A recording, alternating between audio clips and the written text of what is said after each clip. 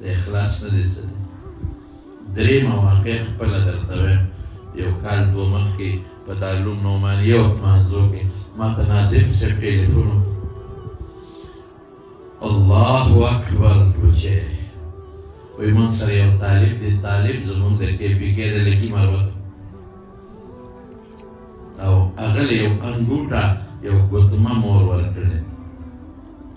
دغسې دستاربندۍ ورځې وې د دستاربندۍ مراسمو چې دا ګوتمه ځان له خرڅه کړه او د دستاربندۍ خپل مراسم پرې جوړوي.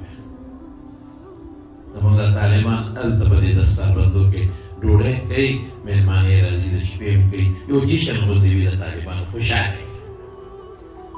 ځان له کوټ جوړ کړي، ځان له واسکټ جوړ کړي، ځان له چپل بوټان واخلي، ځان له رومال واخلي. نو دا ګوتمه دا یو طالب له مور ورکړې د ځان له خرڅه کړه. نو ما ته یې راکړه، ناظم صاحب ووایي چې دا راله په ښه قیمت خرڅه کړه. ما یې خرڅه نه کړي. سبا د درس ته درځم خبرې به کوو. سهار چې د درس ته لاړم هغه طالب ما راوغوښته. دارالعلوم نعمانیه کې 11,1100 طلبه مونږ سره دورې حدیث وو. هغه کال ما داسې ودرو طالب. ما ویل بچی هغه انګوټه دې څه کړه، ګوتمه دې څه کړه. هغه حیا وکړه، غږ یې نه کړ. میں نے کہا انګوټه راوباسه. هغه یې ما ته راوویسته. مې دا کوم ځای وه؟ دې طالب وجنل وي دا مې مور راکړې.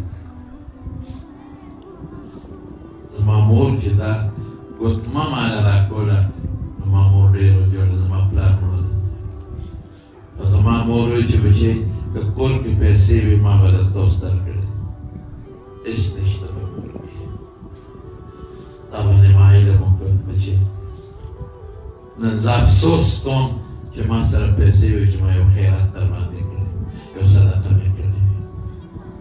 افسوس کوم چې نن زما په کور کې څه وي چې ما تا ته درکړی وي. هېڅ هم نشته بچی.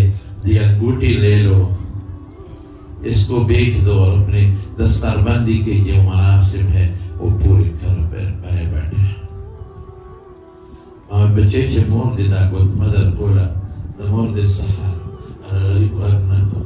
وایي ما ته ووایه طالبانو مخکې ټول دارالعلوم نعمانیه استادان په دې ګواهان. هغه شرمېده، حیا کوله. هغه وایي مور مې ډېر زیات وژړل. الله اکبر. د دې مور دا اخلاص په الله نه قبلوي. دا ګوتمه د مور سره اپنی شوهر کی نشانی تھی او ښځه د خپل خاوند نښه شرم نه لرې کوي، مرګه پورې ځان سره ساتي.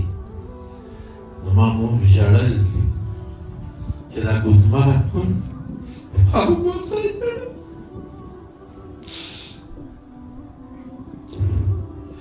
بچې نور څه شته نه، کور کې هېڅ نشته.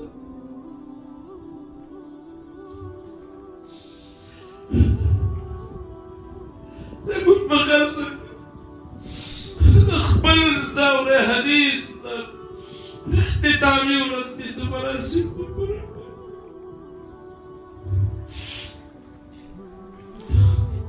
میں بیٹا ایسا انگوٹھی کو لے کر اپنی ماں کے پاس لے جاؤ. دا یو صبر دا به مور ته واپس په ګوته کې واچي. ستا د مور د اخلاص ته سلام کوم، سلام.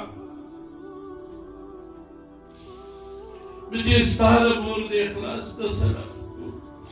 دا انګوټه یو څه واپس هغې ته ګوته کې واچوه. ستا څومره د خرچه کېږي زه درته انتظام کوم، بې فکر اوسه.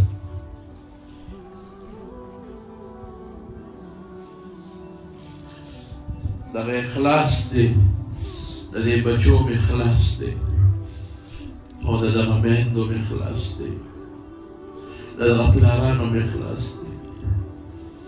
دا بچیان چې دا نن فارغېږي، هر بچي چې دا 8 سال په مدرسه کې تېر کړل، د 8 سال کې دي خپلو پلارانو میندو له ډېرې پیسې ګټلې شوې، ډېرې پیسې پیدا کړې شوې. لیکن دې خپل ځانونه راوستل مدرسه کې د رسول الله مبارک احادیثو ته چې ستاسو اخلاص الله ته قبول دی